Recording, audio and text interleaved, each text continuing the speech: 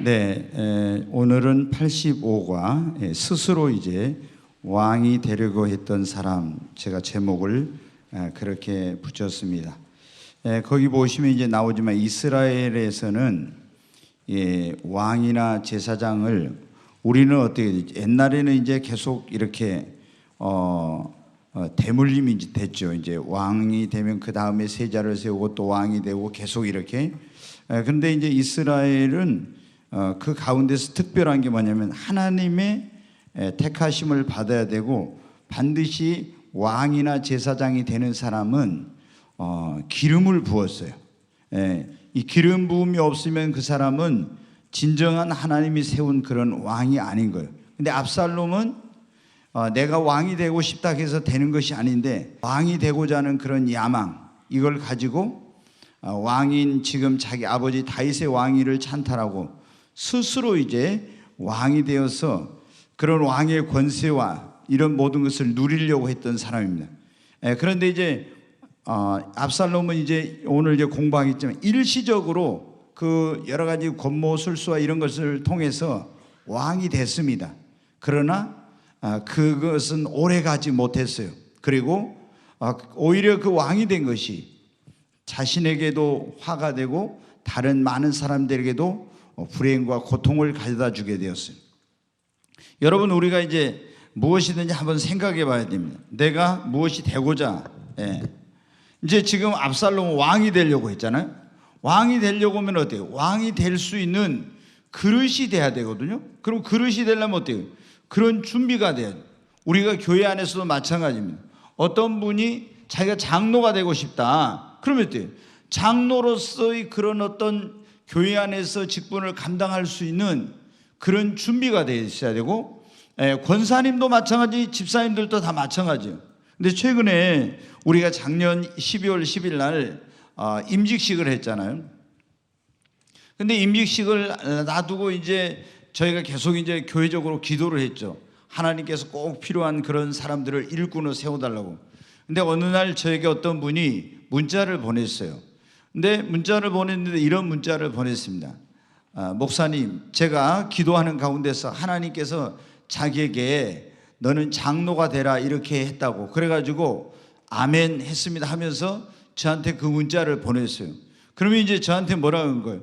자기가 이미 하나님께 나를 장로로 세운다고 응답을 받았으니까 자기를 장로로 세워달라는 그런 이제 신호죠. 그런데 여러분은 어떻게 교회 안에서 장로를 내가 장로가 되고 싶다고 해서 장로가 되는 것은 아니잖아요. 성경을 보면 그러잖아요. 하나님이 주님의 피값으로 산 교회 가운데 감독자를 세우고 그 감독자는 하나님의 종을 통해서 교회 안에 일꾼들을 세운다고 그렇게 말씀했거든요. 그런데 이제 그분은 장로로서 그럼 그걸 할 수 있는 그릇이나 이런 게 준비가 됐느냐? 아니에요. 제가 이제 충격적인 막 그런 이야기를 많이, 집에서 기도를 하루에 몇 시간씩 합니다 이런데 그분하고 매우 친절한 그분, 그 가까운 이렇게 그 아주 친밀한 분이 오늘 와서 너무 충격적인 그런 얘기를 한 거예요. 목사님, 이분이 세련들하고 가면 항상 이렇게 술을 마시고 식당에 가면 밥 먹을 때 맨날 술을 마신대. 안수 집사님인데 여러분 어떻게 돼요? 장로님이 술을 먹으면 되겠습니까? 안 되죠. 그리고 이제 굉장히 이제 사람들을 이렇게 어떤 조정을 하고 이렇게 하려고 하는, 그러니까 늘 교회 안에서 직분은 무엇입니까? 단임 목사부터 시작해서 모든 장로님들도 마찬가지고 권사님들도 마찬가지고 우리가 교회 안에 이 직분은 섬기라고 주신 직분인 것입니다. 내가 섬김을 받으려고 하면 안 돼요. 늘 내가 성도들을, 주의 종은 뭐예요? 말씀으로, 하나님의 어떤 그런 말씀으로 성도를 섬기는 그런 겁니다. 또 우리 장로님들도 성도들을 섬기는 거예요. 예수님이 그랬잖아요. 내가 이 세상에 온 것은 섬김을 받으려 함이 아니라 섬기러 왔다고. 그래서 심지어 우리를 구원하기 위해서 자신의 몸을 대속물로 주시려고 하셨다고 했잖아요. 그래서 우리가 왕이 되려면은 왕이 될 수 있도록 다윗이 왕이 되기 전에 얼마나 많은 연단과 훈련을 받았습니까? 그렇잖아요. 너는 왕이 될 거다 기름 부음을 받았어요. 사무엘 선지자가 가서 기름을 부었는데 성령 충만은 받았는데 성령 충만은 받았다고 해서 바로 왕이 된 거 아니에요. 엄청나게 많은 기간 동안 연단과 훈련의 기간을 거쳐가지고 비로소 유다의 왕이 되고 나중에 통일 이스라엘 왕이 되죠. 여러분, 장로님이 되려면 어떻게 해야 되겠습니까? 장로님으로서 그런 어떤 죄종과 더불어 주님의 몸된 교회를 섬길 수 있도록 그런 준비를 다, 영적인 신앙적인 준비와 인격적인 준비와 또 어떤 이런 모든 주의를 할 수 있는 그런 준비를 해야죠. 그래야만 이거 할 수 있는데, 이 압살롬이라는 이 사람이 어떤 사람이에요? 전혀 왕이 될 만한 그릇이 될 수 없는 사람이 준비가 안 돼 있어, 그릇이. 그런데 스스로 내가 왕이 되겠다. 교회 안에서도 언제 문제가 생겨. 그릇이 안 된 그런 사람들이 내가 장로가 되겠다 해갖고 안 되면은 떨어져 가지고 어떻게 시험 들고 막 이런 거잖아요. 이거는 그 자체로부터 벌써 그릇이 안 된 거예요. 이번에 이제 어디 저기 목포의 큰 교회에서 이 장로를 뽑았는가 봐요. 근데 5명을 뽑으려고 했는데 6명이 입후보를 했어요. 그래가지고 이제 거기 제가 잘 아는 사람이 있는데, 이분이 전화 와도 제가 안 받아요. 왜? 뭐 좀 하여튼 저한테는 자기 담임 목사도 아닌데 그래요. 목사님, 저는 목사님에게 장세동이가 되겠습니다 그래요. 여러분, 장세동이 누군지 아시죠? 잘 모르는 사람들은, 젊은 사람들은 몰라요. 전두환이 대통령 됐을 때 안기부장관 했던 그 사람이, 하여튼 그 사람은 그냥 전두환 그분이 흑이라고 하면 흑, 뭐 백이어도 흑이고 이런 사람이 있어요. 그런데 저한테 뭐 자기가 무슨 우리 교회 성도도 아닌데 저는 이호셉 목사님의 장세동이 되겠습니다 그래요. 제가 자기한테 뭐 안기부장 시킨 적도 없고 비서실장 시킨 적도 없네 그래. 그런데 이분이 뭐가 있으면 막 저한테 뭘 문자를 보내고 저는 전화를 안 받아요. 답장도 안 해. 왜? 그런 사람하고 이제 시간을 보내면 시간 낭비고 피곤하니까. 그런데 이분이 그 교회에서 6명의 이제 5명을 뽑는데 6명이 입후보를 했는데 자기도 이제 했다고 입후보했다고 막 기도해 주라고 이렇게 하더라고요. 저는 기도가 안 되죠.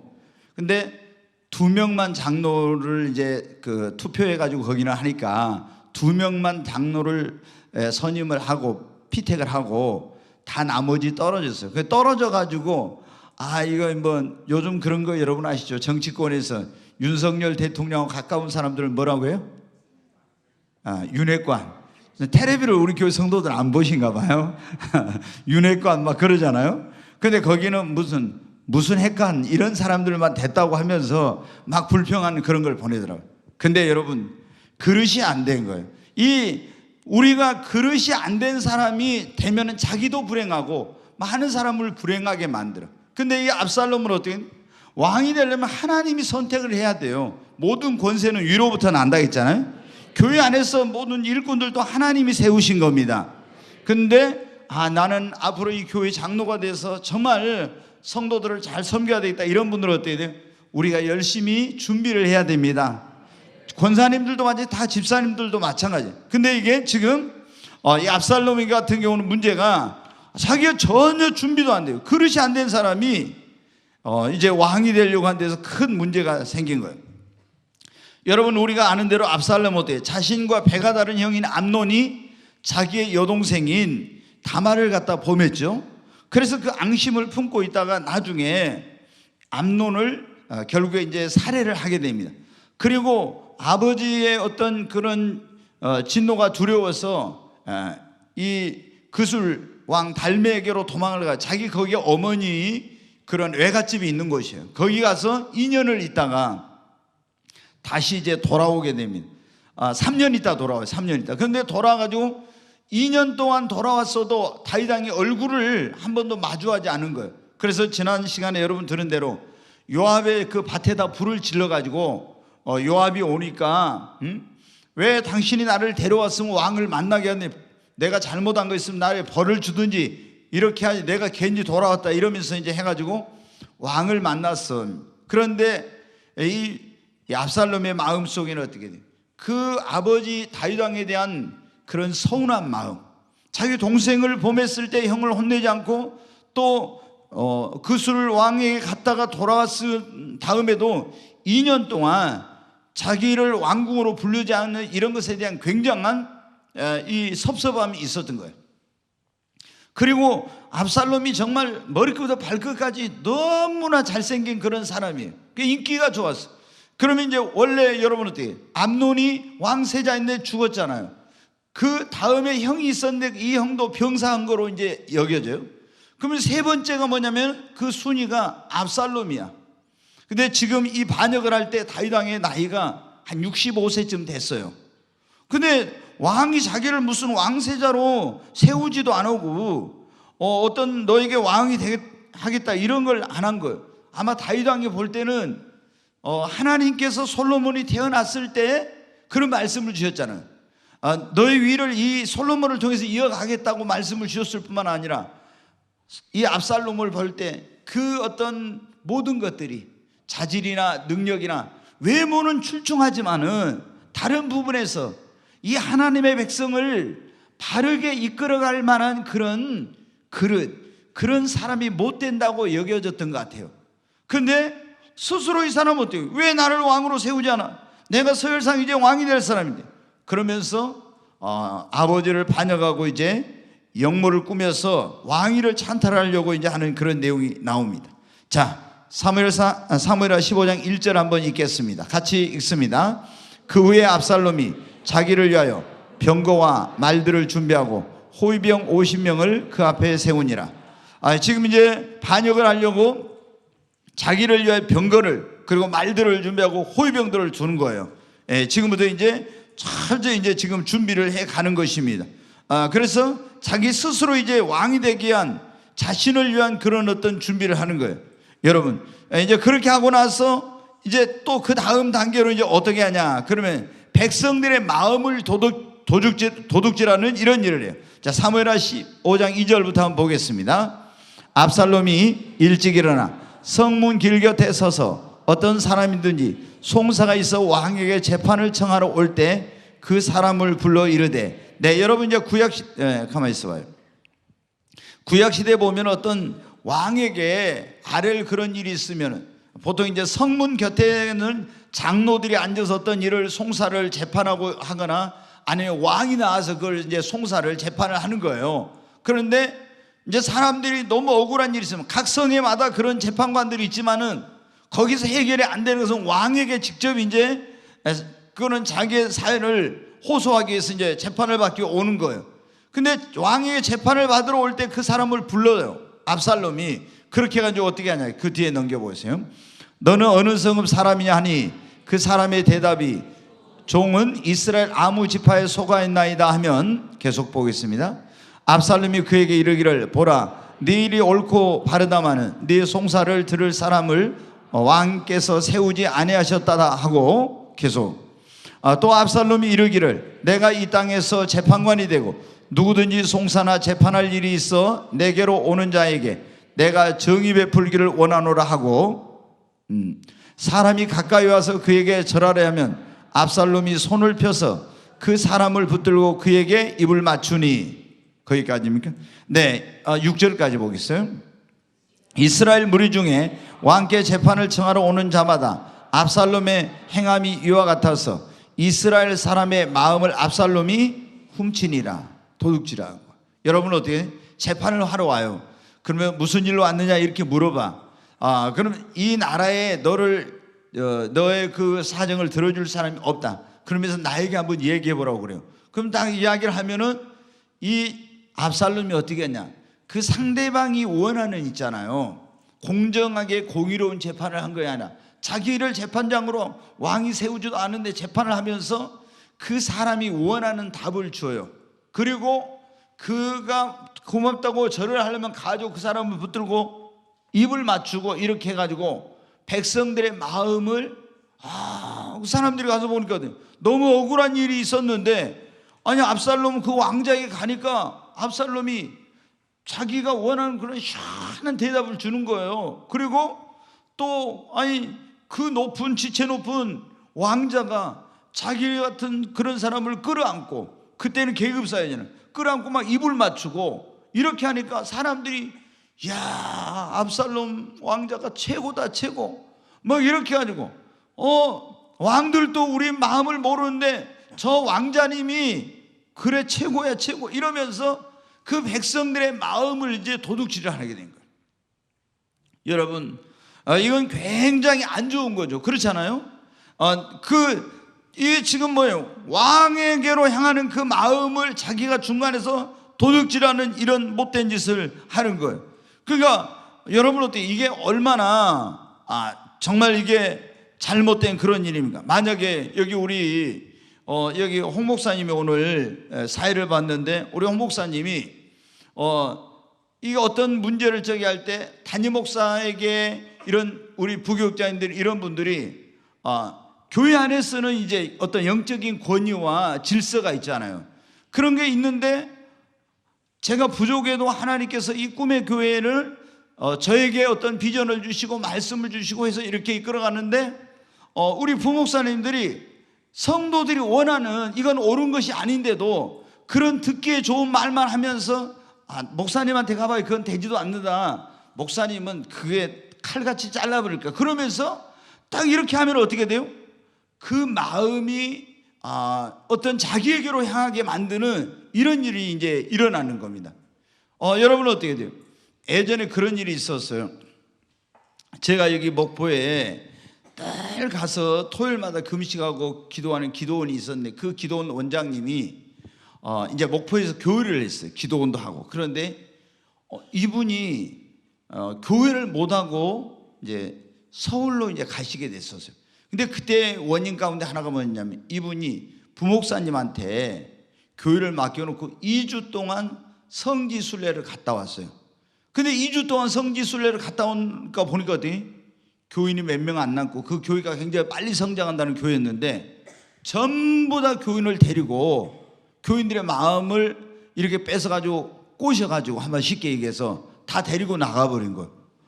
가서 2주간 성지순례 갔다 와서 보니까 교인이 없는 거예요. 그래가지고 이분이 교회 건물도 있었는데 교회 건물을 팔고 조그마한 이제 어디 그 작은 상가로 이제 이사를 가더라고요.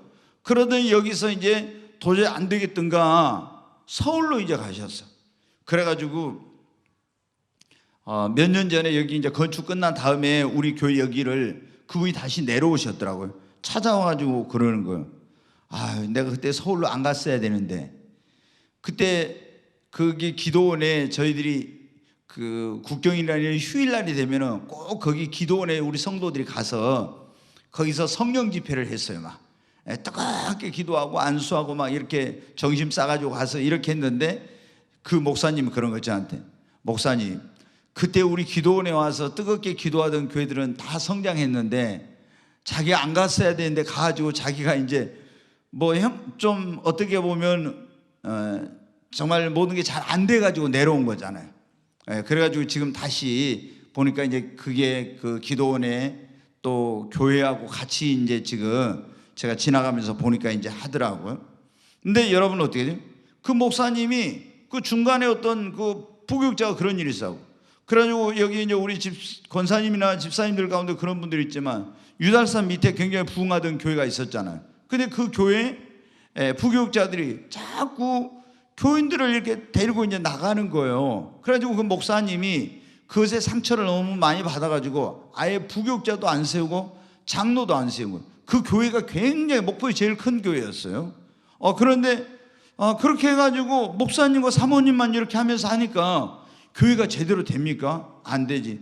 그러니까 그런 상처를 치료받고 원래 그 목사님 70개 교회를 세우려고 했으니까 그런 마음으로 해가지고 좀 일꾼들을 키워서 빨리 내보내든지 아니면은 어떤 내보낸 것에 대해서 그분들이 나가서 또 잘하고 있으니까 감사하고 이건 마음의 상처가 치유됐어야 하는데 그러지 못하니까 아예 그 이제 목사님하고 사모님하고만 하다가 나중에 70세가 이제 그 교단의 법은 70세가 되면 은퇴를 해야 하는데 안 하고 계시다가 어떤 교단에서 목사 직무정지 가처분 신청을 해버렸어요.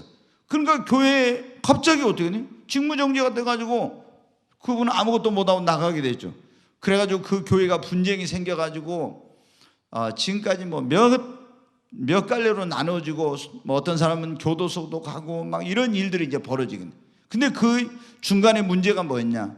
이런 목사님과 같이 동역하던 사람들이 그런 짓을 이제 한 것 때문에 그 목사님이 상처를 받아가지고 이제 그러게 됐는데, 우리가 이제 그런 것도 잘 극복해 가야죠. 우리가 뭐 회사에서도 마찬가지일 수도 있고, 또 국가를 이제 경영하는 그런 이제 그 위정자들도 마찬가지인 건데, 우리 이제 이 압살롬이 보면은 참 바르지 않는 그런 일을 이제 하게 된 거예요. 그리고 이제 영모를 꾸미기 위해서 결국에 이제 어디로 갔냐면 헤브론으로 이제 아버지한테 거짓말을 하고 가게 됩니다. 한번 보겠습니다.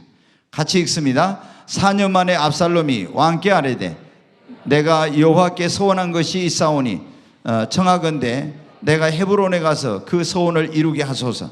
이제 아버지에게 뭐냐면 거짓말을 해. 내가 하나님께 서원한 것이 있는데, 그래가지고 영모를 꾸미기 위해서 이제 헤브론으로 가는 그런 걸 합니다.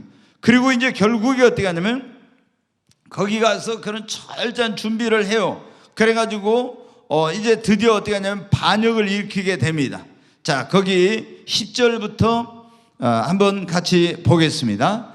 이에 압살롬이 정탐을 이스라엘 모든 지파 가운데 두루 보내 이르기를 너희는 나팔 소리를 듣거든 곧 말하기를 압살롬이 헤브론에서 왕이 되었다 하라 하니라. 여기 보면 이제 정탐꾼들을 모든 12지파 가운데 두루 보내가지고 나팔이 울리면은 압살롬이 헤브론에서 왕이 되었다 이렇게 막 이제 하라는 거예요.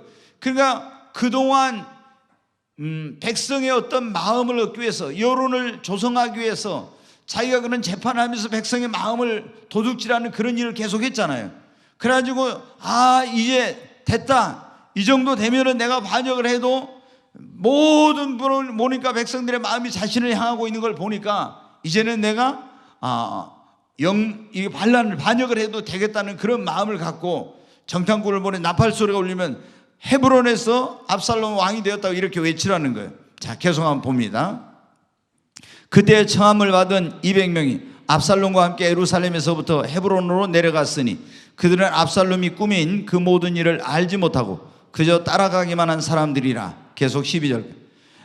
제사 드릴 때 압살롬이 사람을 보내 다윗의 모사 길로 사람 아히도벨을 그의 성읍 길로에서 청하여 온지라. 반역하는 일이 커가며 압살롬에게로 돌아오는 백성이 많아지니라.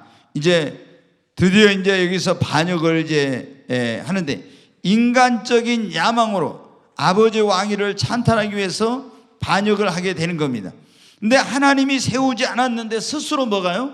왕이 되려고 한 거예요. 네. 자신의 그런, 이 사람의 이제 이 압살롬의 경우에는 문제가 뭐냐면 자신의 위치에 만족하지 않는 그런 가운데서 이 뭐냐면은 자기가 그런 그릇도 안 되고 그런 준비도 안 되고 그런 능력도 없는 사람이 단지 야망만을 가지고 그 왕이 되려고 하는 이런 욕심, 이런 게 있는 거예요. 조금 전에 말씀을 드렸지만 우리가, 자, 여기 이제 목사님들도 있으니까 주의 종들이 어떻게 합니까? 주의 종이 되려고 하면 여러분 어때요? 주의 종이 되려고 하면 열심히 준비를 해야 되겠죠. 그렇잖아요. 먼저 신학교 와서 공부하고, 또 내가 신앙 훈련을 받고, 또 인격적으로 나 자신을 다듬고, 그리고 지적으로도 이렇게 해서 영성과 지성과 인성을 갖춘 그런 하나님의 종이 되고, 그 위에다 성령 충만함을 받아야, 그래야 어떻게 돼요? 하나님께 쓰임을 받는 거예요. 그냥 어떤 사람은 하나님께 내가 너를 쓰겠다 이런다고 해서 성령 충만함을 받았다고 해서 하나님이 쓰시지 않습니다. 절대로 그것만 가지고 안 돼요. 성령 충만해도 그 사람이 정말 그런 어떤 하나님의 교회를 제대로 이끌어가고 또 성도들을 섬기고 이럴 수 있는 그런 믿음과 그런 또 지식과 또 그런 인격과 이런 것을 갖춰야 되잖아요. 교회 모든 지도자들이 맞죠. 내가 사업을 크게 하고 싶다 여러분, 그러면 어떻게 돼요? 늘 여러분 말씀드리지만 나는 준비는 안 하고 내가 사업을 크게 하고 싶어 이러면은요, 그냥 그건 욕심이에요. 여러분이 정말 사업하는 사람들이 사업을 크게 하려고 하면 어때요? 그만큼 큰 꿈과 비전을 가지고 있으면 내가 그런 공부를 해야 돼. 경영학에 대해서, 이런 어떤 또 이런 마케팅에 대해서, 여러분 또 이런 재정관리, 인사관리, 또 이런 회계라든가 이런 걸 다 공부를 해가지고 해야 큰 회사를 운영할 수 있지. 그런 거 안 하면서 어떻게 돼요? 욕심으로만 하나님 계속 주여 나에게 큰 복을 주셔가지고 내가 큰 사업을 하게 해주세요. 그것은 단지 여러분의 욕심입니다. 반드시 그런 준비를 해야 되는 거예요. 주의 종도 내가 하나님께 쓰임받고 싶다면 어떻게 해야 되겠어요? 열심히 준비를 해야죠. 근데 이 압살롬은 어떻게 돼요? 준비는 아무것도 안 하고, 그리고 단지 야망을 가지고 인간적인 술수와 이런 방법으로 왕위를 찬탈해가지고 왕이 되려고, 그러니까 나중에 이게 여러분 큰 이제 문제가 된 거예요. 자, 근데 여기에서 우리가 굉장히 이제 기억해야 될 거, 압살롬을 따르는 사람들 있잖아요. 그 압살롬을 따르는 사람들을 거기 10절을 다시 한번 거기 봐봐요. 네. 11절을 보겠습니다. 11절. 여기 보면 그때 청함을 받은 200명이 압살롬과 함께 예루살렘에서부터 헤브론으로 내려갔으니 그들은 압살롬이 꾸민 그 모든 일을 알지 못하고 그저 따라가기만 한 사람들이라겠죠. 네, 여러분 어떻게 돼요? 우리가 누구를 따라가느냐 굉장히 중요하거든요. 근데 200명이 지금 압살롬을 예루살렘에서 지금 따라갔어요. 그런데 헤브론으로 따라갔는데 이 사람들은 압살롬이 꾸민 일을 알지 못하고 그냥 분별하지 못하고 그냥 따라가는 거예요. 분별력 없이. 여러분 이제 오늘도 제가 이제 말씀을 좀 드려요. JMS 이런데 뭐 신천지 이런데 가는데 사람들 보면은 또 그런 데가 아니어도 교회 안에서 어떤 이런 어떤 그 단체라든가 뭔가 이런 것 어떤 목회자라든가 이런 기도원이나 이런 갈 때 분별력 없이 이 사람이 어떤 사람인지 이 단체가 어떤 것인지 이런 것을 제대로 분별하지 않고 있잖아요. 그냥 따라가는 이런 그리스도인들이 얼마나 많은지 몰라요. 그래서 나중에 어떻게 돼요?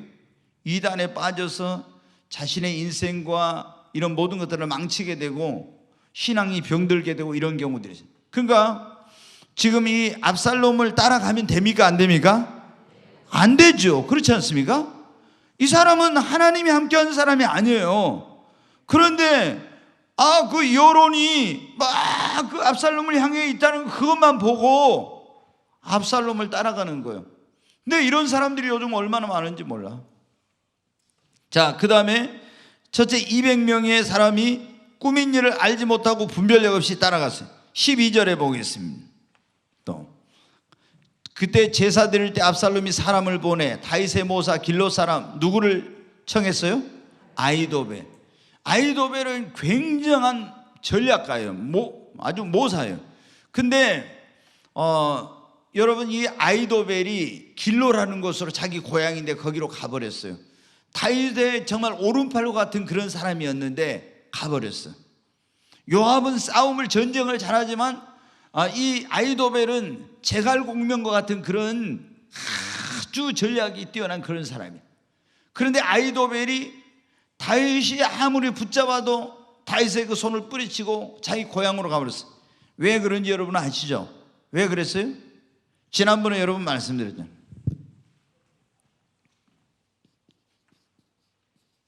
밧세바가 누구? 아히도벨은 뭐라고 했어요? 손녀예요, 손녀. 그런데 다윗이 여러분 어떻게 했어요? 우리아의 아내 밧세바를 우리아를 죽이고 밧세바하고 그런 이런 맺어서는 안 될 그런 관계를 맺고 이 우리아를 죽이고 밧세바를 뺏어 가지고 어떻게 돼요? 자기의 그 아내를 삼았잖아요. 그러니까 아히도벨이 아니 어떻게 저런 짓을 할 수가 있나? 도저히 아마 다윗이 잘못했다고 했을지도 몰라요. 그러나 이거 용납이 안 되는 거예요. 그렇잖아요. 아니 손주 사이를 전쟁터에 내보내 죽이고 손녀를 데려다 자기 앙비로 삼다니, 이런 아히도벨이 볼 땐 도저히 이것은 용서할 수 없는 그런. 그래서 어디로? 이제 고향으로 길로로 내려가서 거기서 있었어요. 이제 오늘날로 말하면 초야에 묻혀 있는 거예요. 그런데 압살롬이 어떻게 했냐? 압살롬이 사람을 보내가지고 그런 걸 다 알잖아요. 그래서 아히도벨이 자기에게 온다면은 어마어마한 그런 힘이 될 거라는 걸 알기 때문에 사람을 길로에 보내가지고 아히도벨을 청하여 온 거예요. 그러니까 그 구절 말씀 다시 줘보세요. 띄워보세요. 그러니까 아히도벨이 길로에서 청하여 온지라 반역하는 일이 커갔다고 그랬죠. 그리고 압살롬에게로 돌아온 백성이 많아져요. 왜냐하면 사람들이 보니까 아히도벨이 압살롬의 편에 붙은 거예요. 와, 압살롬의 편에 아히도벨까지 막 이래가지고 사람들이 이제 더 많이 압살롬 편으로 이제 오게 된 겁니다. 여러분 어떻게 여기 보면 이 사람들은 그 말씀 놔둬봐요. 지금 압살롬 편에 그 아히도벨이 오고 처음에 200명 왔는데 나중에 많은 사람들이 압살롬에게 돌아오는데 이 사람들은 어떻게 여론이 압살롬에게로 쫙 쏠리는 것을 보고 어떻게 됩니까? 이 사람이 하나님이 함께하는 사람인지 아닌지, 또 이 사람 편에 서는 것이 하나님 기뻐하는 일인지 아닌지 이런 건 분별하지 않고 무조건 어떻게 돼요? 여론이 그쪽으로 확 이렇게 다 이리 돌아서는 것을 보고 그 시류에 편성을 해가지고 압살롬 편으로 많은 사람이 간 거예요. 여러분, 우리는 이런 걸 경계해야 돼. 내가 무엇을 결정하고 어떤 선택을 할 때 항상 우리가 제일 중요한 것은 뭐냐면은 하나님의 뜻입니다. 여러분, 우리는 하나님 편에 서야 됩니다. 하나님이 원하는 길로 가야 됩니다. 압살롬은 하나님이 함께하는 사람이 아니에요. 그 사람 편에 서는 것은 하나님 편에 서는 것이 아닙니다. 그런데 많은 사람들이 200명 그랬죠. 아히도벨 그랬죠. 또 그 많은 사람들이 또 그렇게 됐잖아요. 네, 압살롬을 따르는 사람들은 결국에 나중에 어떻게 같이 화를 입고 같이 그런 불행한 결과를 얻게 되는 거예요. 그래서 자, 우리가 성경에 보면 그런 말씀이 있지 않습니까? 소경이 소경을 인도하면 둘 다 어떻게 한다고요? 구덩이에 빠진다겠죠? 반역자라든가 악인을 따른다든가 거짓 선지자를 따르면 함께 우리도 망하게 됩니다. 그래서 우리가 어떤 사람을 따르냐 하는 것이 굉장히 중요한데 분별을 여러분 잘 해야 합니다. 하나님이 함께하는 사람이 아닌가 이걸 보고 여러분 우리가 선택해야 됩니다. 자, 다윗이 이제 예루살렘에서 도망한 내용이 나오는데 거기 한번 13절부터 보겠습니다. 같이 읽습니다. 전령이 다윗에게 와서 말하되 이스라엘의 인심이 다 압살롬에게로 돌아갔나이다니라. 전령이 와서 말해요. 모든 인심이 다 압살롬에게로 돌아갔다는 거야. 그러니까 다윗이 이제 겁이 덜컥 난 거예요. 14절 보겠습니다. 다윗이 예루살렘에 함께 있는 그의 모든 신하들에게 이르되 일어나 도망하자. 그렇지 않으면 우리 중 한 사람도 압살롬에게서 피하지 못하리라. 지금 자기에 있는 사람들보다 지금 압살롬 편에 그런 민심이 다 돌아서고 엄청나게 많은 그런 걸 보고 다윗도 백전노장이지만은 두려움을 느꼈던 것 같아요. 그래서 그리고 이제 또 어떻게 다윗이 볼 때는 아들과 피를 흘리면서 싸울 수는 없다 이런 생각을 했던 것 같아요. 그렇잖아요. 다윗의 지금 밑에 굉장히 전쟁을 많이 하는 그런 용맹스러운 그런 군인들이 아직도 많이 있는데 이제 집안일로 해가지고 자식하고 부모가 싸우고 이것으로 인해서 많은 사람들이 죽게 되면은 이거는 국가적으로 너무나 큰 비극이고 불행한 일이기 때문에 싸움만은 피해야 되겠다 이런 이제 생각을 했던.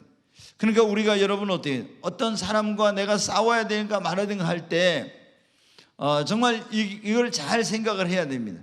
내가 그냥 다윗처럼 좀 손해를 보고 이렇게 하더라도 싸우지 않는 것이 모두를 위한 것이라면은 내가 손해를 보고 포기해야 돼요.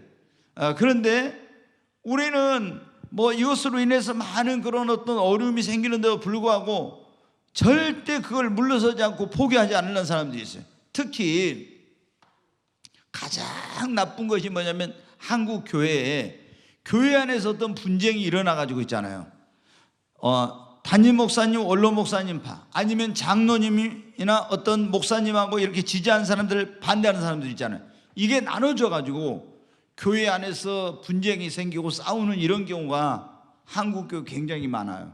근데 아주 이건 진리를 위해서 싸우는 것도 아니고 사소한 거 가지고 있잖아요.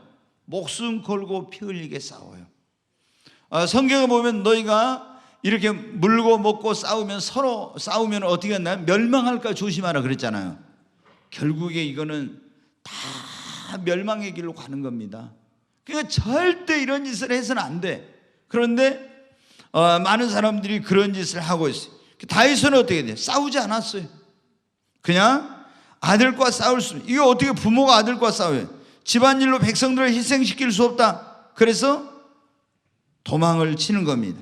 여러분, 성숙한 사람은 억울한 일을 당해도 다른 사람에게 해가 가고 하나님의 영광을 가린다. 하나님이 원치 않는 그런 일이라면은 자신이 손해를 보더라도 양보해야 됩니다. 아멘. 네. 여러분이 절대로 하나님의 영광을 가리거나 덕이 안 되는 그런 일일 때는요, 좀 그냥 손해를 보셔요. 그러면 하나님이 다른 방법으로 채워주세요. 아멘. 자, 근데 이제 압살롬을 따르는 사람들이 있었는데 다윗을 따르는 사람들이 있어요. 그 도망 피난 가는데 다윗을 따르는 사람들은 어떤 사람들인지 한번 보겠습니다. 같이 읽습니다. 왕의 신하들이 왕에게 이르되 우리 주 왕께서 하고자 하시는 대로 우리가 행하리이다. 보소서 당신의 종들이다 하더라.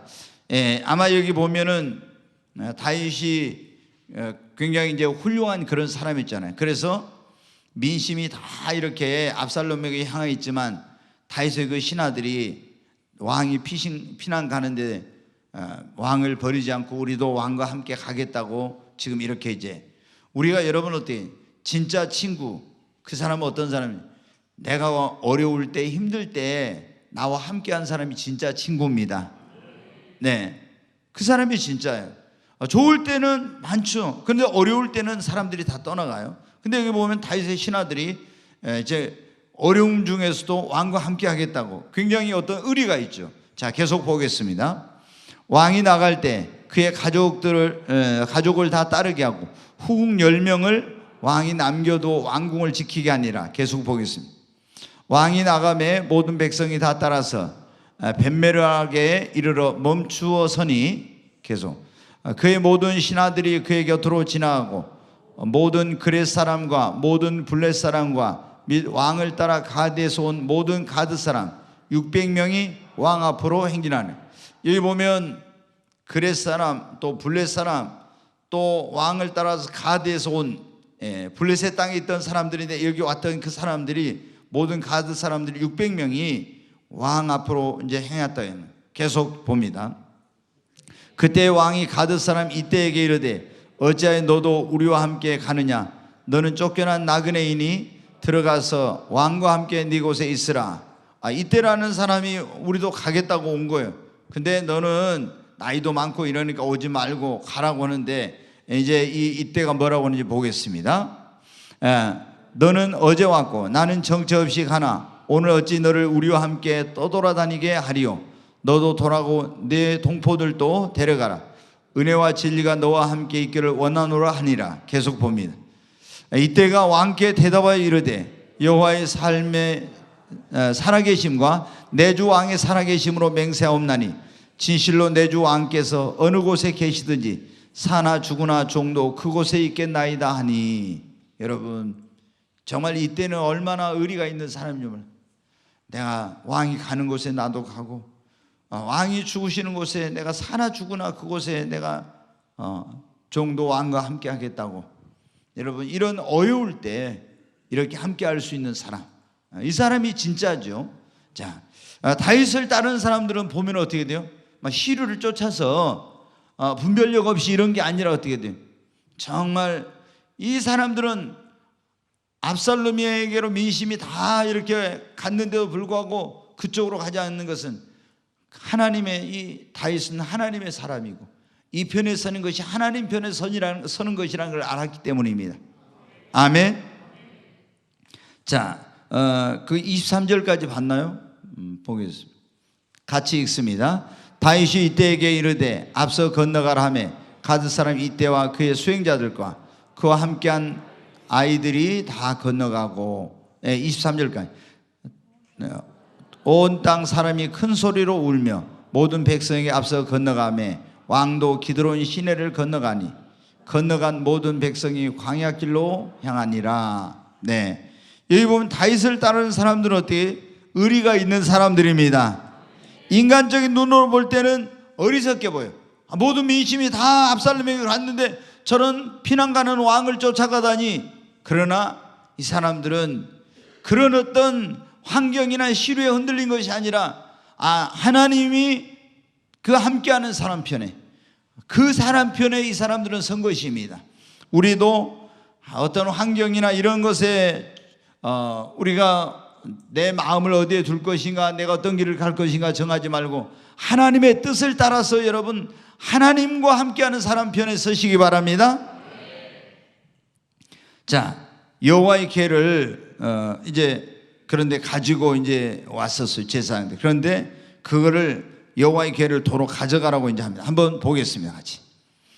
보라, 사독과 그와 함께한 모든 레위 사람도 하나님의 언약궤를 메어다가 하나님의 궤를 내려놓고 아비아달도 올라와서 모든 백성이 성에서 나오기를 기다리도다. 계속 왕이 사독에게 이르되 보라, 하나님의 궤를 성읍으로 도로 메어가라. 만일 내가 여호와 앞에서 은혜를 입으면 도로 나를 인도하사 내게 그 궤가 그 계신 데를 보이시리라. 여기 보면 지금 하나님의 궤를 메고 제사장들이 다윗 왕이 피난을 가니까 거기 같이 가려고 메고 왔는데 아니다. 제사장들에게 말합니다. 너희들이 이 궤를 다시 성으로 메고 가서 그 모신 자리에다가 궤를 모셔놓으라. 여러분, 우리가 이제 하나님의 궤에는 하나님을 모시는 것 같다 했잖아요. 근데 전에 엘리 아들 홈리와 비나스는 블레셋과의 전쟁에서 패하니까 여러분 어떻게 했었어요? 하나님의 궤를 전쟁터로 모셔갔죠. 그래가지고 그 전쟁에서 어떤 하나님의 도움을 받아서 이기려고 했는데 전쟁에서 패했어요. 그래서 그 언약궤를 빼앗겼어. 근데 다윗은 굉장히 이스라엘 백성들에게는 모든 신앙의 중심이 이 하나님의 언약궤인데 언약궤를 메고 같이 제사장들이 갈랐는데 안 된다. 이 언약궤를 다시 성으로 메고 가서 거기에 모셔라. 이거는 뭐냐면 하나님을 자기의 어떤 것에 따라서 이용해 먹으려고 하는 이런 게 아니었다는 거예요. 그렇잖아요. 엘리의 두 아들 홈리와 비나스는 하나님을 자기의 필요할 때 이용해 먹으려는 어떤 상황에 따라서 어려울 때 이렇게 했어요. 근데 다윗은 정말로 어려운 상황이었지만 하나님의 어떤 그 궤를 메어가라고 다시 모셔놓으라고 한 것은 하나님을 자기의 어떤 필요에 따라서 이용해 먹는 이런 것을 안 하겠다고 하는 거예요. 하나님이 그 궤가 있어야 될 곳에 궤가 있어서 오직 하나님이 그곳에서 영광을 받게 하려고 하는 거예요. 우리는 여러분 어때요? 우리가 신앙생활하면서 때로는 내 어떤 유익을 위해서 개인적인 그런 목적을 위해서 하나님을 이용하려고 하는 이런 경우가 있잖아요. 또 신앙을 그렇게 내가 빌미로 해가지고. 그런데 다윗은 그런 것을 철저하게 거부하고 오직 하나님이 그 계신 곳에서 영광을 받으시게 하려고 하는 이런 순수한 신앙을 가졌다는 것을 여기에 보여주고 있어요. 자, 그 다음에 이제 다윗의 기도가 나옵니다.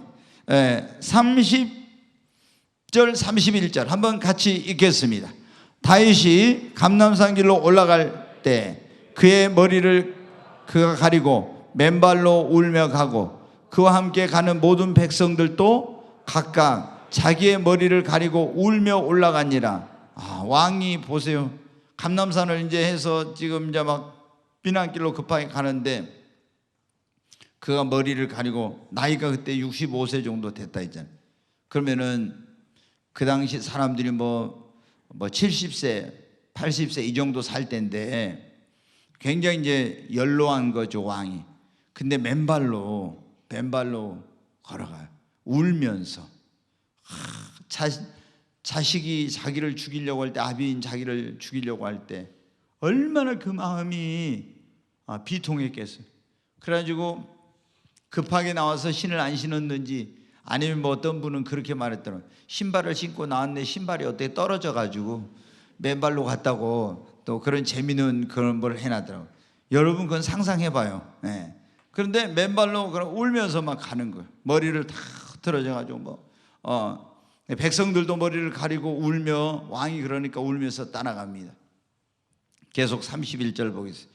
어떤 사람이 다윗에게 알리되 압살롬과 함께 모반한 자들 가운데 아히도벨이 있나이다 하니 다윗이 이르되 여호와여 원하옵건대 아히도벨의 모략을 어리석게 하옵소서 하니라. 그런데 기가 막힌 소식을 듣게 돼요. 그 아히도벨이 그 전략가 뛰어난 모사 이런 사람 아히도벨이 압살롬 편에 이제 섰다는 거예요. 너무나 아마 다윗에게는 충격이 컸을 거예요. 이야, 어디 압살롬에게 아히도벨이 가서 이거 굉장히 아마 충격을 받았어요. 그런데 그 아히도벨이 얼마나 뛰어난 사람인지 알거든. 그래서 다윗이 그때 어떻게 돼요? 하나님께 기도를 합니다. 하나님, 아히도벨의 모략을 어리석게 하옵소서. 나중에 아히도벨이 기가 막힌 그런 이 압살롬에게 다윗을 제거할 수 있는 그런 방법을 가르쳐줘요. 그런데 이때 다윗의 하나님께 드렸던 기도, 아히도벨의 모략을 어리석게 해달라는 이 기도 때문에 아히도벨의 그 좋은 모략을 압살롬이 선택하지 않게 돼요. 그래가지고 결국에 이 압살롬이 다윗의 군대에게 패하게 되는 결정적인 그런 이제 일이 일어나게 됩니다. 그러니까 우리가 기도하면은 하나님께서 놀라운 일을 행하십니다. 그러니까 여러분이 그런 경우 있잖아요. 어떤 경우에 누군가 뭔가를 가지고 굉장히 이런 싸움과 같은 이런 것을 해야 될 그런 때가 있을 거예요. 우리가 살아가다 보면 그럴 때 저 사람이 막 갖가지 곤모술수와 수단과 방법으로 다 나와. 그러면 내가 내 힘으로 내 능력으로는 도저히 감당하기 너무 어려워. 그때 우리는 어떻게 해야 됩니까? 하나님께 기도해야 됩니다. 그러면 하나님이 그 사람의 그런 어떤 것을 모략을 어리석게 하거나 하나님께 그들의 모략을 깨뜨릴 수 있는 방법을 주시거나 하나님께서 우리를 도우시면 여러분 승리할 수 있습니다. 자, 얼마나 이 다윗의 기도가 놀라운 일을 이제 하게 됐는지. 그 다음에 이제 진실한 친구 후세에 대해서 한번 보겠습니다. 네, 32절부터 이제 보겠습니다. 같이 읽습니다. 다윗이 하나님을 경배하는 마루턱에 이를 때 아렉 사람 후세가 옷을 찢고 흙을 머리에 덮어쓰고 다윗을 맞으러 온지라. 여기 이제 후세는 다윗의 친구인데 이제 이 사람도 나이가 많은 사람이죠. 그런데 다윗이 이제 피난 가고 있다는 소식을 듣고 비통한 마음으로 옷을 찢고 흙을 머리에 뒤집어 쓰고 다윗을 맞으러 와요. 그러니까 친구의 그 슬픔과 고통을 자신의 것 일처럼 여기면서 비통해하는 거예요. 진정한 친구는 그거잖아요. 기쁠 때 같이 기뻐하고 힘들 때 같이 그 옆에서 힘이 되어주고 또 여러분 어려운 일 있을 때 같이 염려해주고 그것이 진정한 친구잖아요. 근데 후세는 그런 사람이. 자, 그런데 이제 보세요. 한 절 넘겨요. 다윗이 그에게 이르되 네가 만일 나와 함께 나가면 내게 누를 끼치리라. 계속 보겠어요. 그러나 네가 만일 성읍으로 돌아가서 압살롬에게 말하기를 왕이여 내가 왕의 종이니이다. 전에는 내가 왕의 아버지의 종이었더니 이제는 내가 왕의 종이니이다 하면 네가 나를 위하여 아히도벨의 모략을 패하게 하리라. 사독과 아비아달 두 제사장이 너와 함께 거기 있지 아니하냐. 네가 왕의 궁중에서 무엇을 듣든지 사독과 아비아달 두 제사장에게 알리라. 그들의 두 아들 곧 사독의 아히마스와 아비아달의 요나단이 그들과 함께 거기 있나니 너희가 듣는 모든 것을 그들 편에 내게 소식을 알지나 하는지라. 다윗의 친구 후세가 곧 성읍으로 들어가고 압살롬도 예루살렘으로 들어갔더라. 여기 보면 친구가 왔습니다. 근데 친구에게 뭐라고 하냐면 네가 나와 함께 가지 말고 다시 예루살렘 성으로 가래요. 그리고 네가 거기 가서 이제 압살롬에게 그에게 네가 그 편에 선 것처럼 그렇게 행동을 하라고. 그러면은 네가 당신이 전에는 우리 아버지와 함께 있더니 어떻게 왔냐 하면은 이제는 내가 당신 편에 서서 일하겠습니다 이렇게 하라고. 그래가지고 아이도벤이 어떤 모략을 쓸 때 그것을 네가 그걸 이 실행되지 못하게 하라고. 근데 후세는 어떻게 합니까? 그 말을 들었을 때 잘못하면 거기 예루살렘 성에 들어가 죽을 수도 있거든요. 그런데 친구를 위해서 자기의 목숨을 내놓고 예루살렘 성으로 갑니다. 여러분, 그러니까 여기 보면은 이 압살롬 편에 선 사람들은 다 자기의 개인적인 야망과 그런 민심과 시류와 이런 걸 쫓아서 간 사람들이고, 다윗 편에 지금 선 사람들은 다윗은 지금 피난 가는데도 불구하고 그 하나님 편에서 다윗에 대한 신의와 그리고 그런 우정과 이런 것 때문에 어려움을 마다하지 않고 다윗을 위해서 지금 같이 고난도 겪고 또 자기 목숨까지도 내놓고 이런 걸 보게 됩니다. 여러분, 정말 우리 이 후세와 같은 친구, 목숨까지 내놓고 친구를 위해서 그 어려울 때 친구를 도우려고 지금 성으로 가고 있잖아요. 여러분, 우리에게도 이런 친구가 있어야 합니다. 근데 우리의 가장 좋은 친구는 누구예요? 예수님. 예수님이 요한복음 15장에 내가 너희를 친구라 했다겠죠? 자, 한 장 넘겨가지고 보겠습니다. 기회주의자 이제 시바라고 해가지고 나오는데 16장 거기 사무엘하 16장 1절부터 같이 한번 보겠습니다. 다윗이 마루턱을 조금 지나 무비보셋의 무비보셋 종 시바가 안장을 지은 두 나귀 떡 200개와 건포도 100송이와 여름과일 100개와 포도주 한 가죽 부대를 신고 다윗을 맞는지라. 네, 여기 이제 보면은 다윗이 피난을 가는데 먹을 것도 준비를 제대로 못하고 다 그 일행이 배가 고파가지고 너무 힘든 거예요. 근데 이제 어떻게 해야 될지 어디서 양식을 구할지도 모르고 있는데 딱 보니까 어떤 사람이 나귀 2마리에 거기다 안장을 지우고 거기다 뭘 굉장한 걸 싣고 나타난 거예요. 그 보니까 떡 200개와 건포도 100송이와 여름과일 100개와 포도주 한 가죽 부대를 싣고 다윗 앞에 나타난 거예요. 다윗이 어떻게 저기 누군데 이런 걸 귀한 걸 가지고 이 정말로 필요한 그런 때에 나타났지 이제 한 거예요. 그게 이제 뒤에 2절 보겠습니다. 왕이 시바에게 이르되 네가 무슨 뜻으로 이것을 가져왔느냐 하니, 그러니까 이제 가까이 온데 보니까 이 사람이 누구예요? 사울의 종이었던 그 집안의 사원이었던 시바인 거예요. 그래서 시바에게 네가 무슨 뜻으로 이걸 가져왔느냐 이렇게 물어보니까 시바가 이르기를 나귀는 왕의 가족들이 타게 하고 떡과 과일은 청년들이 먹게 하고 포도주는 들에서 피곤한 자들에게 마시게 하려 함이니이다. 이야, 정말 여러분이 이런 상황이라면 어떻게, 너무나 고맙죠. 너무나 기가 막힌 거예요. 그래서 이제 뒤에 넘겨봅니다. 왕이 이르되 네 주인의 아들이 어디 있느냐 하니 시바가 왕께 아뢰되 예루살렘에 있는데 그가 말하기를 이스라엘 족속이 오늘 내 아버지의 나라를 내게 돌리리라 하나이다 하는지라. 근데 다윗 왕이 너무 궁금한 거예요. 그 요나단의 아들 무비보셋, 시바에게 무비보셋을 섬기라 했잖아요. 그 모든 집안 이런 것들 다.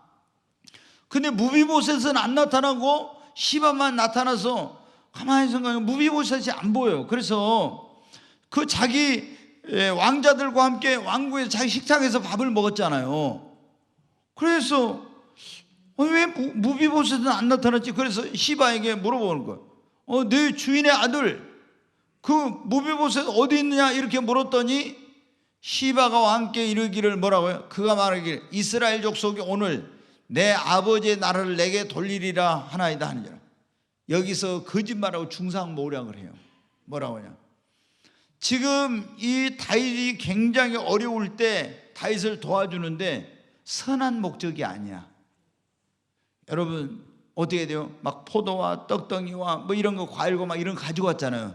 그런데 다른 사람이 굉장히 어려울 때 도와주는데 순수한 마음으로 도와주는 것이 아니라 자기의 어떤 그런 그 다른 사람의 힘든 것을 이용해 가지고 자기의 목적하는 것을 이루기 위한 이런 방편으로 지금 도와주는 거예요. 우리가 이런 사람이 되면 안 돼요. 그리고 자기의 주인인 무비보셋을 다윗에게 뭐를 중상모략을 하는 거예요. 이 무비보셋이 다리가 절름발이잖아요. 다리 절름발인데 그 무비보셋을 모르게 해놓고 태워가지고 와야 되는데 안 태우고 와가지고 그가 말하기 이스라엘 족속이 오늘 내 아버지의 나라를 내게 돌리리라, 내게 다시 돌아오게 하기 위해서 이런 일을 하였다고, 이렇게 했다고 거짓말하면서 이 무비보셋을 다윗왕이 중상모략을 하는 거예요. 여러분, 절대 우리 예수님 믿는 사람들은 누구를 중상모략하면 안 됩니다. 근데 예수님 믿는 사람들도 그런 일들이 많아요. 제가 여러분 말씀드리잖아요. 제일로 힘든 게 뭐냐, 목회자로서 성도들이 누구 다른 성도를 비난하는 거 있잖아요. 막 이런 거 하면은 여러분 어떻게 너무너무 고통스러워요, 목회자가. 그게 아니, 여러분 보십시오. 여러분이 부모님인데 자기 형제 똑같은데 이놈의 자식이 첫째 가서 둘째 그럼 나쁜 놈이라고 막 부모님에게 욕해요. 그럼 부모님이 어떻게 했어요? 잘한다 잘한다 그러겠어요? 얼마나 마음이 찢어지겠죠. 그렇잖아요. 똑같아요, 여러분. 성도들의 어떤 허물과 이런 것을 목사한테 와서 얘기를 하면은 왜 나한테 이런 얘기를 하냐, 내가 직접 막 쏴붙이고 싶은 그런 마음. 근데 절대 그런 짓 하면 안 돼요. 여기 보면 지금 어떻게 돼요? 이건 그런 거 똑같아요. 지금 이게 중상모략을 하는 거예요. 네? 자, 이제 한번 넘겨보겠습니다. 거기 뒤에 왕이 시바에게 이르되 무비보셋에게 있는 것이 다 네 것이니라 하니라. 다윗 왕도 너무 신중하지 못하죠. 우리가 그러니까 여러분 어떻게, 절대 제가 말하잖아요. 부부싸움에도 마찬가지로 누가 어떤 사람에 대해서 말하면은 한쪽 말만 듣고 있잖아요. 그 사람 판단하고 정죄하고 오해하고 그렇게 하면 나쁜 사람이다 하면 안 돼요. 여기 보면 왕이 시바에게 이르되 무비보셋에게 있는 거예요. 그는 나쁜 놈이래. 다윗이 그렇게 생각한 거예요. 내가 지를 그 왕의 식탁에서 함께 왕자들과 밥을 먹게 하고 잃어버렸던 모든 것을 다 찾아서 저에게 주고 이렇게 했는데, 아니 이 나쁜 놈이 내가 지금 아들놈한테 지금 피해가지고 도망가고 있는데 이스라엘 나라를 이제 다시 자기에게 돌리기 위해서 이렇게 한다고 했다는 이런 말을 들으니까 피가 거꾸로 솟은 거예요. 그래가지고 시바에게 무비보셋에게 있는 걸 다 너에게 주니 네 것이라고. 그러니까 이 시바 이놈은 아주 강교한 기회주의자예요. 그래가지고 진짜로 어떤 다윗 왕을 도와준 것이 아니라 이렇게 도와준 척하면서 해가지고 자기가 그것을 다 차지하려고 하는 이런 나쁜, 절대 우리가 이런 사람이 되면 안 되는데 이렇게. 그래가지고 시바에게 이르되, 시바가 이르되 내가 절하나니 내 주 왕이여 내가 왕 앞에서 은혜를 입게 하옵소서 이렇게 했죠. 얼마나 지금 이거 보세요. 시바 나쁜 사람. 우리가 이렇게 기회주의자가 되면 안 돼요, 절대. 아멘. 끝이 절대 좋지 못해, 이런 사람들은. 끝이. 그래서 이 다윗도 이 시바의 말만 듣고 이렇게 무비보셋을 배신자로 오해하고 무비보셋에 있는 것을 다 시바에게 이제 주어버리는 그런 우를 범했잖아요. 그래서 우리가 여러분 어때요? 누가 누구에게 대해서 와서 나쁜 말해도 절대 그 말 듣고 쉽게 그 사람을 판단하고 정죄하고 오해하면 안 됩니다. 아멘. 굉장히 우리가 이걸 분별을 잘해야 돼요. 네. 자, 그 다음에 이제 다윗에게 저주를 퍼부은 또 이제 시므이가 나오는데, 거기 5절부터 한번 보겠습니다. 같이 읽습니다. 다윗 왕이 바후림에 이름에 거기서 사울의 친족 한 사람이 나오니 게라의 아들이요 이름은 시므이라. 그가 나오면서 계속하여 저주하고, 여기 보면 이제 사울의 집이라겠죠. 사울의 족속에 베냐민 지파의 한 사람이 시므이가, 게라의 아들인 이 시므이가 나오면서 다윗 왕이 가고 있는데 막 입에 담을 수 없는 욕을 하는 거예요. 욕을 해요. 막 저주를 퍼부어 욕을 해. 그러면서 막 돌멩이를 막 집어 왕에게 던지는 거예요. 자, 계속 보겠습니다. 또 다윗과 다윗 왕의 모든 신하들을 향하여 돌을 던지니 그때 모든 백성과 용사들은 다 왕의 좌우에 있었더라. 막 입에 담을 수 없는 욕을, 막 저주를 퍼붓는 그런 욕을 하면서 돌을 들어가지고 막 집어 던지는 거예요. 근데 다윗 왕 옆에는 어떻게 돼요? 용사들이 다 있다고 했잖아요. 좌우에. 다윗이 명령만 하면 야 저놈 가서 상대가 목을 쳐라 하면은 바로 죽어요. 그런데 지금 이제 이 시므이가 이런 어리석은 짓을 하는 거예요. 계속 보겠습니다. 시므이가 저주하는 가운데 이와 같이 말하니라. 피 흘린 자여 사악한 자여 가거라 가거라. 계속 사울의 족속의 모든 피를 여호와께서 네게로 돌리셨도다. 그를 이어서 네가 왕이 되었으나 여호와께서 나를 네 아들 압살롬의 손에 넘기셨도다. 보라 너는 피를 흘린 자이므로 화를 자초하였느니라 하는지라. 여러분 어때요? 왜 사울의 집이 망했어요? 다윗 때문에 망한 것이 아니죠.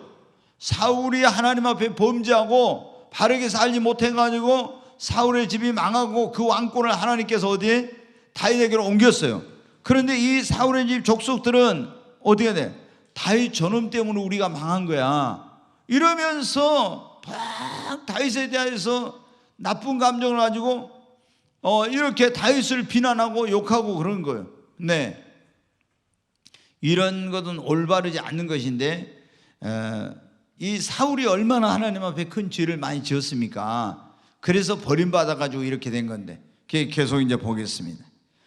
스루야의 아들 아비새가 왕께 여짜오되 이 죽은 개가 어찌 내 주 왕을 저주하리까? 청하건대 내가 건너가서 그의 머리를 베게 하소서니.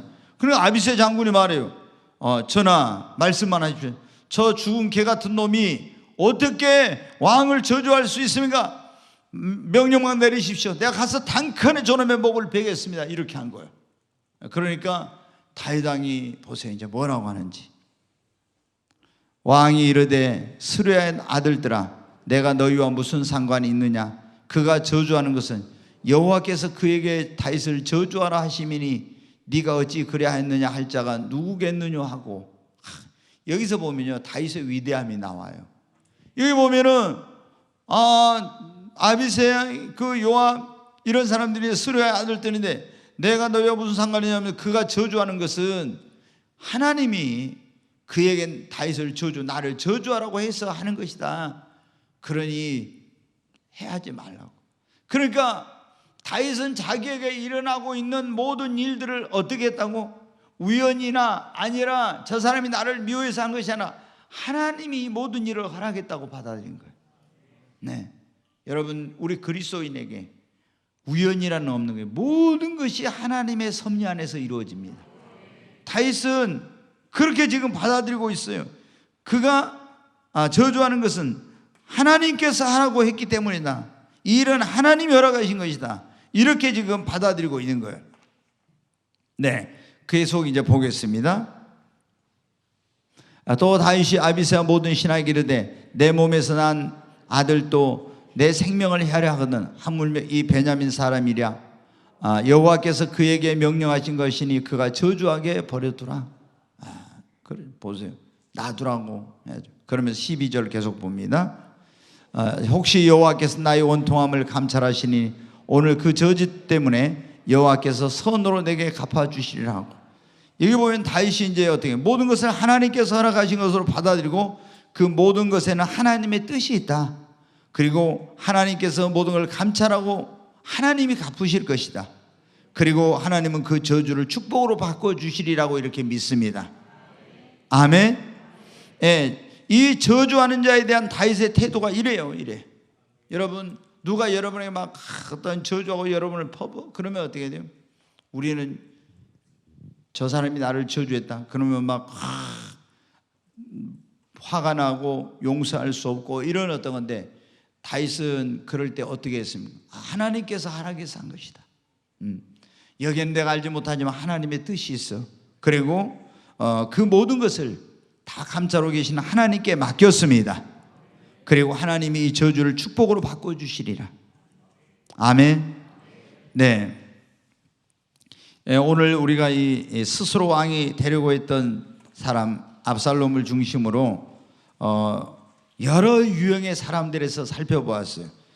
압살롬은 그릇이 안 되는데도 불구하고 하나님의 뜻이 아닌데도 불구하고 자기 스스로 야망을 가지고 그런 어떤 왕이 되려고, 우리가 이런 사람이 돼서는 안 된다는 거예요. 그 다음에 이제 그 압살롬을 따르는 사람들과 다윗을 따르는 사람들이 어떻게 이제 다른가를 보면서 또 우리가 이 다윗이 어려울 때 와서 그 어려움을 이용해서 자기의 어떤 그런 목적하는 것을 이루려고 했던 이 기회주의자인 시바, 또 다윗이 피난 갈 때 그런 어떤 자기 집안에서 한 잘못한 그런 것은 기억지도 않고 다윗에게 저주를 퍼붓고 있는 이런 사람들, 이런 모습을 이제 우리가 보았는데, 그런 가운데서 다윗이 이런 나를 누군가 저주할 때 어떻게 받아들인가를 우리에게 지금 이제 그 모습을 통해서